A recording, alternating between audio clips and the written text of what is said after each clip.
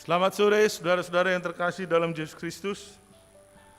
Kita bertemu kembali dari Gereja Masjid Pengharapan ke-7 Sidang Jemaat Yesus di Puro yang ada di kota Surakarta ini. Kita patut bersyukur dan berterima kasih karena kasih dan penyertaan Tuhan kepada kita. Di sepanjang hari kerja kita sampai tiba pada sore hari, kita pulang dari tempat kerja, bertemu dengan keluarga di dalam satu kesukaan untuk selalu dan berkumpul bersama untuk mendengarkan firman Tuhan melalui ringkasan sekolah sahabat dari gereja Advent yang ada di kota Surakarta ini. Tetapi terlebih dahulu kita mengundang Roh Kudus untuk hadir di tengah-tengah kita, membuka hati dan pikiran kita untuk kita bersama-sama mendengarkan firman Tuhan melalui ringkasan sekolah sahabat yang kita bahas pada saat ini. Mari kita berdoa. Bapa di surga, kami patut bersyukur dan berterima kasih atas penyertaan perlindungan Tuhan kepada kami di sepanjang hari kerja kami sampai tiba pada sore hari ini.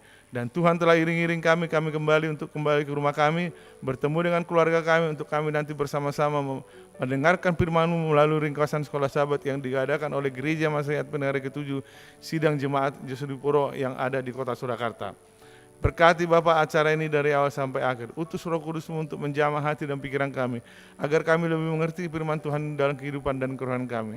Dan itu menjadi satu kepujian dan kemuliaan bagi nama Tuhan. Mohon ampun segala dosa pelanggaran kami Bapa, sebagaimana kami juga mengampuni orang yang bersalah kepada kami. Di dalam nama Yesus kami berdoa dan mengucap syukur. Amin. Saudara-saudara yang terkasih, judul pada saat ini adalah Sang Utusan. Kalau kita kembali ke Sabtu sore, dengan kita bisa membaca ayat intinya, kita akan mengerti arti renungan ini atau firman ini dalam kehidupan kita. Dikatakan di dalam ayat malam, dikatakan apa? Sesudah Yohanes ditangkap, datanglah Yesus ke Galilea, memberitakan Injil Allah. Katanya, waktunya telah genap, kerajaan Allah sudah dekat, bertobatlah dan percayalah kepada Injil. Markus 1 ayat 14 dan ayat 15. Dan pada saat ini yang kita bahas di hari Selasa, dengan judul tadi dikatakan apa? Judul Sang Utusan. Kalau kita baca di Markus 1 ayat 1-8, dikatakan apa? Markus 1 ayat 1 sampai 8. Siapakah tokoh dalam ayat-ayat ini dan apakah yang mereka katakan dan lakukan? Ayat-ayat ini memiliki 3 tokoh utama. Yang pertama adalah Yesus Kristus. Yang kedua Allah Bapa. Kalau yang pertama Yesus Kristus dirujuk dalam Markus 1 ayat 1, yang kedua Allah Bapa tersirat dalam kata-kata Markus ayat 1 dan 2. Markus 1 ayat 1, 2. Markus 1 ayat 2. Dan Yohanes Pembaptis Sang Utusan adalah tokoh yang ketiga. Dan pengkhotbah yang merupakan subjek utama dari bagian terakhir pasal ini. Di dalam Markus 1 ayat 2 dan 3 dikatakan apa?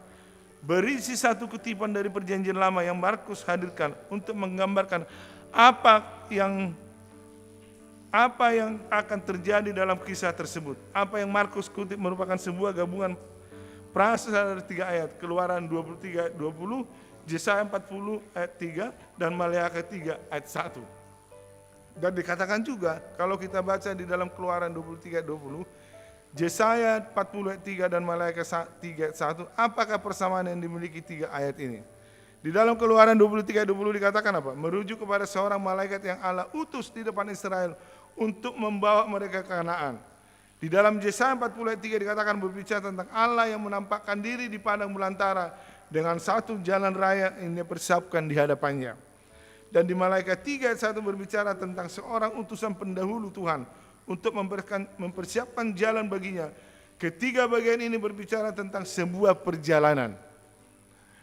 Di dalam 3 kejadian apa di dalam 3 ayat ini, di Keluaran 23 ayat 20, Yesaya 40 ayat 3 dan Maleakhi 3 ayat 1 dikatakan apa? Berbicara tentang seorang utusan mendahului Tuhan untuk mempersiapkan jalan baginya. Ketiga bagian ini berbicara tentang sebuah perjalanan. Kita tahu bagaimana perjalanan seorang Yohanes Pembaptis. Sebelum Kristus datang, dia telah memulai pekabarannya dan mengabarkan bahwa akan datang seorang raja yang melepaskan bangsa Israel dari penjajahan. Dan sesudah Yohanes Pembaptis, Yesus Kristus langsung turun tangan dan memberitakan Injil ini. Ayat dalam Yesaya mempunyai banyak kaitan dengan pelayanan Yohanes Pembaptis dan juga berfokus pada perjalanan Tuhan. Dalam Injil Markus, Tuhan Yesus sedang dalam sebuah perjalanan. Narasi yang bergerak cepat memperkuat makna perjalanan ini. Sebuah perjalanan yang akan mengiring ke salib dan kepada kematian pengorbanannya bagi kita. Namun banyak yang harus terjadi sebelum dia mencapai salib. Perjalanan ini itu baru saja dimulai dan Markus akan menceritakan semuanya kepada kita. Sesuai dengan kutipan perjanjian lama dalam Markus 1 ayat 2 dan 3, Yohanes Pembaptis menyerukan pertobatan, suatu tindakan berbalik dari dosa dan kembali kepada Allah. Markus 1 ayat 4 dikatakan apa? Berpakaian seperti Nabi Elisa zaman dahulu dibandingkan dengan 2 Raja-Raja 1 ayat 8. Dan berbicara dalam Markus 1 ayat 7 dan 8 mengenai seorang yang akan datang setelah dia yang lebih berkuasa daripada dia. Pernyataan bahwa dia tidak layak melepaskan tali kasut dari seorang yang datang, itu menunjukkan betapa mulianya pandangannya terhadap Yesus. Sesudah Rasul Yohanes Pembaptis mengetahui tentang kedatangan Yesus Kristus dan telah ada di tengah-tengah mereka, dia mengatakan pada saat Yesus mengatakan datang ke sungai Yordan untuk dibaptiskan, Yohanes Pembaptis mengatakan bahwa dia tidak sanggup meminta untuk membaptiskan Yesus. Dan malah Yohanes Pembaptis minta supaya dia dibaptiskan. Tetapi untuk menggenapi nubuatan itu, Yesus berkata, sayalah yang harus dibaptiskan. Yohanes membaptiskan Yesus di sungai Yordan dan datanglah seekor merpati yang melambangkan Roh Kudus kepada Yesus. Dan Allah Bapa mengatakan, inilah anak yang kukasihi. Jadi melalui perjalanan ini, sesudah Yohanes Pembaptis ditangkap, yang melanjutkan pengabaran itu adalah Yesus Kristus sendiri turun ke tengah-tengah orang Israel untuk mengabarkan pertobatan bahwa juru selamat akan segera datang. Jadi melalui pelajaran pada saat ini dengan judul Sang Utusan, kita mengerti arti pelajaran ini sebenarnya. Ringkasan ini sebenarnya adalah menunjukkan kepada Yesus Kristus, Allah Bapa dan Yohanes Pembaptis.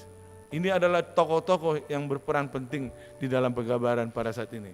Melalui pelajaran ini kiranya Tuhan memberkati kita, menjamah hati dan pikiran saudara-saudara, dan saya juga untuk lebih tertuju kepadanya. Kiranya Tuhan memberkati kita. Amin.